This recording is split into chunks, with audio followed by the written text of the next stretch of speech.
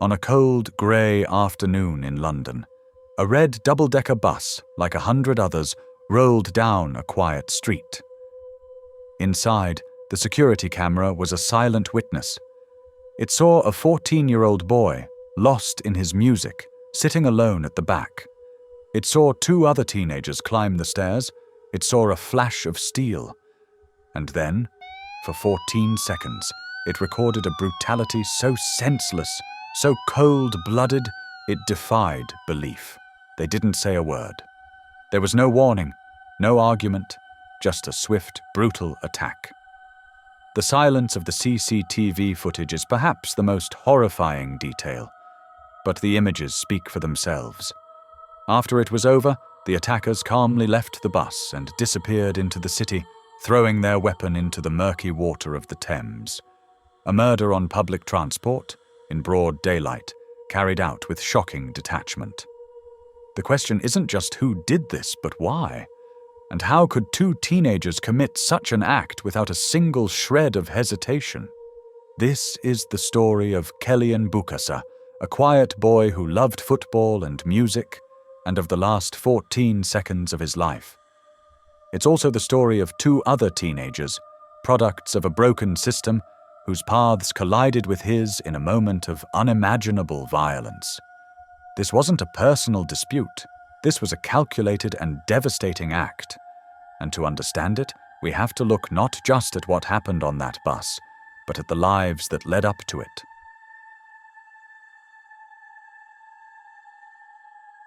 To understand this case, we must first look at the lives that converged on that fateful day. First, there was Kellyan Bukasa. He was a 14-year-old boy living in Greenwich, southeast London. Described by his neighbours as a quiet but thoughtful boy, he was the centre of his mother's world. Marie Bukasa, his primary carer, was known as a devoted but strict parent, determined to keep her son out of trouble. After a period of separation due to family circumstances, they had recently reunited and were living together in a small flat in Woolwich. Kellyan was a typical teenager who loved football, especially Arsenal, and was an aspiring rapper. He used social media under the name Gripper, where he shared his own self-written emotional music.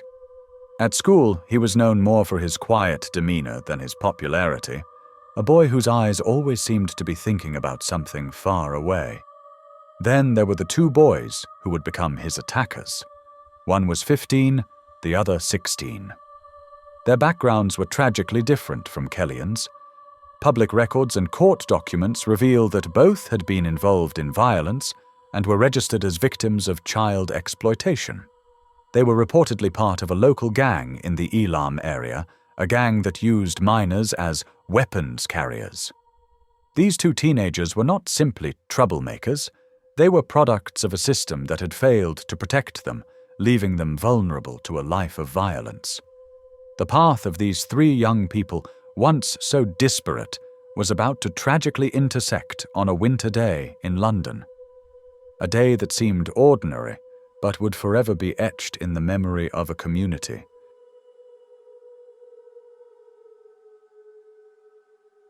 The day was Tuesday, January 7th, 2025. A light, typical London drizzle fell.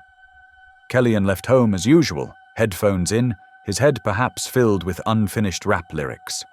He was meant to go to school, but in the early afternoon he changed course, boarding the 472 bus near Woolwich Road at around 2:27 p.m. He found a familiar spot on the upper deck, a secluded place for a quiet teenager. He was unaware that two other teenagers had also boarded the bus from a nearby stop. There were no words, no signs of recognition, not a single interaction between them. The other passengers, only 7 on the bus, were oblivious to the impending tragedy. At 2:29 p.m., the bus's second-floor security camera captured the two teenagers walking up the stairs. One of them, armed with a machete about 40 centimeters long, had the weapon concealed in his loose sleeve. As they approached the back of the bus, there was no argument, no warning. The attack was instantaneous. The first blows were aimed at Kellyan's neck and shoulders. In less than 14 seconds, he was stabbed a total of 27 times. A witness on the lower deck heard screams, "Help me!" and then, "I want my mom!" The attack was so fast, so silent in its execution, that no one intervened in time. The bus driver only realized something was wrong when passengers began running down the stairs in a panic. After the final blow, the two attackers fled, getting off the bus near Woolwich Church Street. They disposed of their gloves and masks, and then, in a final, chilling act, threw the murder weapon, the 40-centimeter machete, into the Thames. The first police call came in from a terrified passenger just moments after the attack. "There's a boy stabbed on the second floor. A lot of blood. Please come quickly." The incident was given the highest priority. Within 4 minutes, Metropolitan Police officers arrived at the scene. They found the bus driver standing outside, shaken. The interior of the bus was silent, save for the patter of rain and the heavy breathing of the few remaining passengers.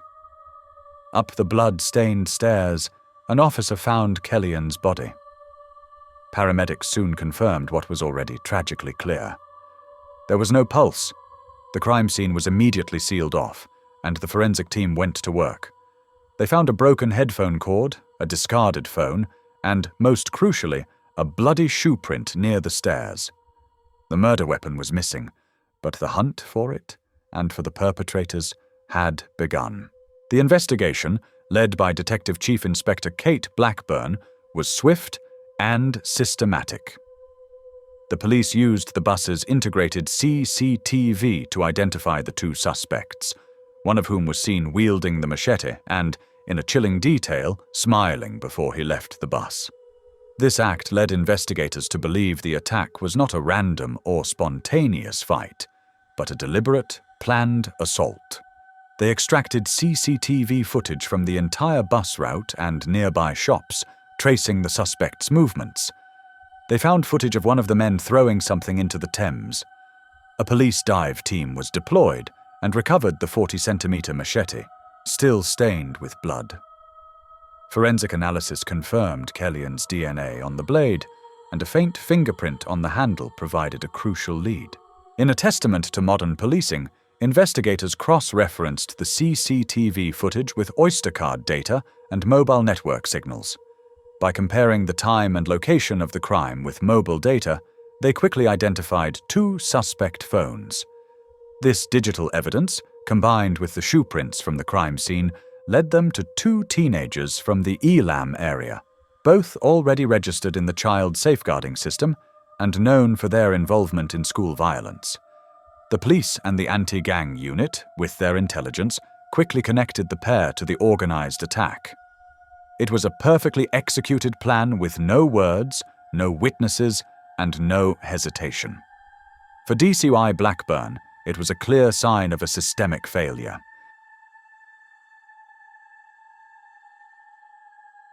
On January 15, 2025, just 8 days after the murder, arrest warrants were executed at two separate addresses.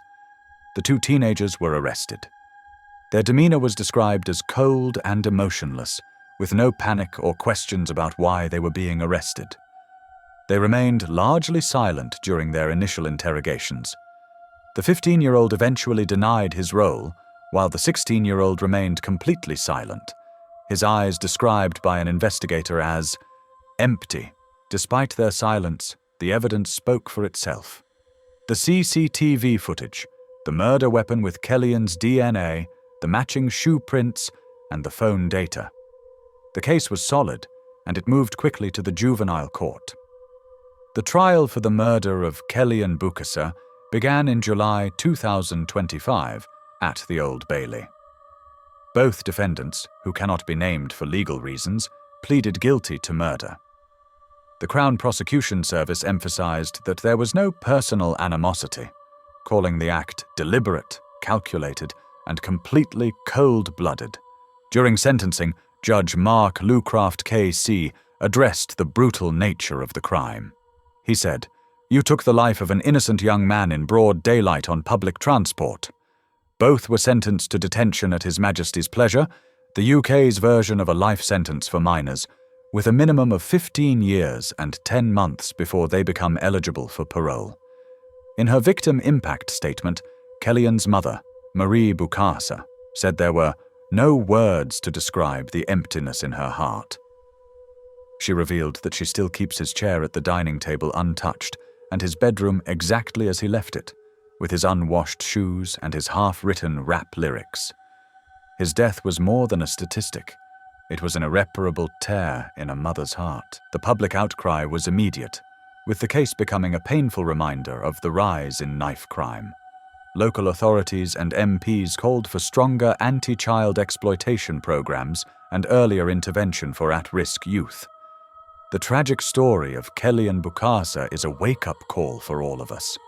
How could a 15-year-old boy carry a machete onto a bus? Why did these violent, exploited children go unnoticed until it was too late? And why do we, as a society, only pay attention when there is bloodshed? The truth is, preventing these tragedies requires more than just criminal law. It demands a comprehensive ecosystem of support, from schools and families to police and social services. Kellyan should still be alive, but to prevent another Kellyan, we must start today. This case shows the immense failure of a system to protect its most vulnerable children, both the victim and the perpetrators. What do you think of the Kellyan Bukasa case? Was this just a crime committed by minors, or the result of a system that abandons vulnerable children from a young age? Leave your thoughts in the comments below. If you found this video important, please share it so more people can see it. And don't forget to subscribe to the channel for more stories where the truth needs to be told, fully and responsibly.